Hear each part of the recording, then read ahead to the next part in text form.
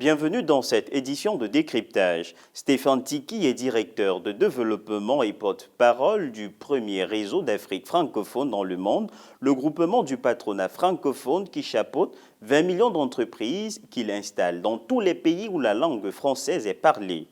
Il est aussi président du groupe Shaba Consulting Group, créé depuis une année dans le but d'accompagner tous les porteurs de projets, qu'ils soient en Europe ou ailleurs, qui veulent s'implanter sur le continent africain. Il fait en même temps du nord-sud et du sud-sud dans les domaines qui sont l'agriculture, l'économie, le numérique, la formation, le développement durable, les énergies renouvelables. Ça a été un honneur pour lui d'apporter son expertise et de partager son savoir-faire à la jeunesse africaine, réunie du 28 au 30 mars 2024 à la deuxième édition du Brazzaville International Leadership Youth Forum. Monsieur Stéphane Tiki, bienvenue sur Africa 24. Présentez-nous le groupe Shaba Consulting Group, ses missions et ses défis. Shaba Consulting Group a été créé déjà depuis une année.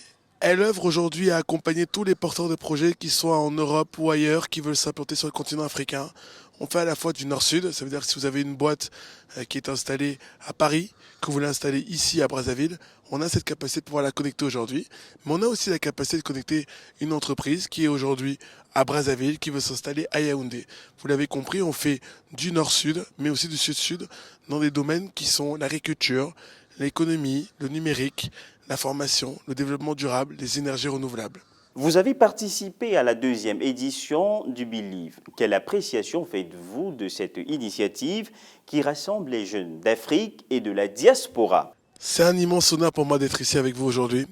Déjà parce que l'année dernière, j'ai eu le bonheur de faire le discours d'ouverture que j'ai pu refaire encore cette année dans cet événement avec 2000 jeunes que j'ai trouvés passionnés, ambitieux, concentrés, déterminés. Vous savez, la jeunesse du continent, elle a faim.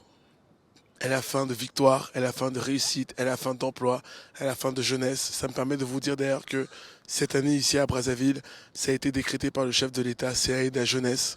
On a la chance aussi d'avoir un chef de l'État qui veut mettre des choses en place pour aider et soutenir les jeunes, aider les jeunes à trouver un emploi, aider les jeunes à améliorer leur situation.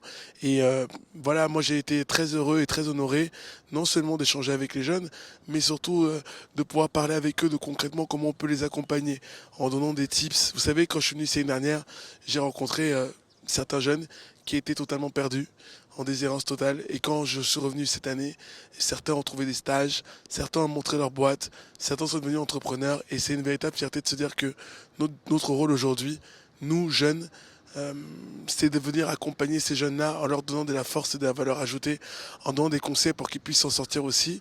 Et nous, on vient en tant que exemples de réussite qui ont réussi dans leur domaine pour leur donner de la force en disant les amis c'est possible. Et évidemment on sait que c'est possible dans le sport, c'est possible dans la musique, c'est possible dans la politique, mais on veut leur montrer aussi que c'est possible dans l'économie, plus particulièrement dans l'entrepreneuriat.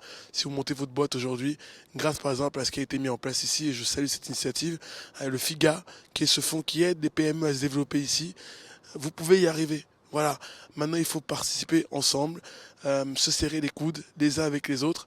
Et moi j'espère qu'on pourra faire de plus en plus de sud-sud parce que l'Afrique est le continent d'aujourd'hui et le continent de demain. Et vous verrez que quand la jeunesse africaine ira mieux, c'est le reste du monde qui ira mieux. Dans quelle mesure pensez-vous que ce genre d'événement peut aider les jeunes à trouver des débouchés utiles au développement de leur start-up dans le secteur agricole? Vous savez pourquoi d'abord ce événement peut aider les jeunes? Parce qu'il y a un mot dont on n'a pas encore parlé, c'est le mot d'espoir. On a toujours l'impression que quand on montre quelque chose, on est tout seul et on n'a pas forcément des modèles de réussite qui ont montré que c'était possible de réussir. Et bien vous savez quoi? En ayant des gens qui viennent aujourd'hui, vous avez eu des grands artistes, Fally Ipupa était là, notamment sur la partie culture. Vous avez eu des gens qui étaient dans le sport, des journalistes de grands médias en France. Vous avez eu des chefs d'entreprise comme une des directrices de la Banque africaine de développement. Et ben voilà, la réalité pour vous dire tout, c'est que ces jeunes-là dans la vie de tous les jours, ils n'ont pas accès à cet écosystème-là. Là, on leur dit, voilà, vous avez la possibilité de saisir votre chance, d'avoir l'opportunité de saisir cette opportunité d'échanger avec ces genres de personnes, échanger avec eux, quels ont été leurs tips pour qu'ils puissent réussir. et quels sont leurs conseils qu'ils peuvent vous donner pour que vous puissiez réussir. Donc c'est d'abord avant tout de rencontrer quelqu'un qui incarne la méritocratie et la réussite, comme Madame la ministre Elisabeth Moreno qui était là aussi, avec qui nous sommes venus, euh, qui va vous transmettre d'abord la vision de montrer que c'est possible pour elle, donc c'est possible aussi pour vous. Et dans un deuxième temps, c'est d'avoir quelqu'un qui a réussi dans un domaine en particulier, qui va vous donner des éléments, des conseils pour vous guider et vous inspirer, et aussi se donner de la force pour qu'on puisse réussir. La crise russo-ukrainienne a démontré plusieurs faiblesses, notamment sur la production des céréales en Afrique, un continent majoritairement dépendant de l'Europe. Quelles sont les stratégies qui peuvent permettre à l'Afrique de reconquérir sa souveraineté agricole avec les immenses terres arabes dont elle dispose et avec sa population majoritairement jeune? Pour moi, l'Afrique, elle doit avoir conscience d'une chose. L'Afrique n'a pas pour moi conscience de la valeur qui est la sienne aujourd'hui. L'Afrique, comme je vous l'ai dit tout à l'heure, c'est le continent d'aujourd'hui et de demain. Si les Européens, les Américains, les Chinois, les Russes et autres peuvent venir en Afrique, c'est parce que eux, ils ont pris conscience qu'on est le continent d'aujourd'hui et de demain. Maintenant, ce qu'il faut, c'est que nous ici, Africains, entrepreneurs, créateurs de richesses, prenons conscience de ça.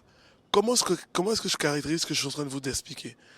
Aujourd'hui, vous avez des entreprises qui veulent venir ici. L'entrepreneur, qu'est-ce qu'il a besoin, lui? Chaque euro dépensé doit être un euro rentabilisé. Il vient pour gagner. Et il a raison. Mais il faut que l'entrepreneur qui vient sur le continent africain comprenne une chose. S'il vient pour gagner, l'Afrique aussi doit gagner. Et c'est en imposant dans le bon sens de la chose évidemment, cette relation gagnant-gagnant, je viens pour gagner et toi aussi tu vas gagner, que l'Afrique pourra reconquérir ses terres agricoles avec pas mal de choses. Moi j'aimerais vous dire une chose, l'Afrique est pour moi un territoire d'opportunité. Peu de gens peut-être le savent, le Congo, Brazzaville faisait partie des pays de l'OPEP, à la création de l'OPEP, sur la production du pétrole. Quand les gens veulent venir ici aujourd'hui pour prendre du pétrole, il faut qu'ils comprennent qu'on a un historique avec un pays qui est un des fondateurs de l'OPEP, qui a participé à toutes ces réunions là parce qu'il était lui-même producteur de pétrole. Et donc le Congo, c'est le pays d'aujourd'hui et de demain. C'est un pays rentable, c'est un pays fiable, c'est un pays dans lequel il faut investir. J'étais ici encore il y a quelques mois, un événement incroyable, le sommet des 3 bassins, où on a compris que s'il fallait que nous-mêmes on agisse pour défendre cette planète qu'on aime tant, parce que si on veut laisser un héritage à nos enfants et petits-enfants, la planète, il faut la protéger. Cet événement des 3 bassins, il a été fait où? Très souvent, il se faisait en Amazonie, mais il a été fait ici, bassin du Congo, parce qu'on a compris que c'est le deuxième bassin au monde ici.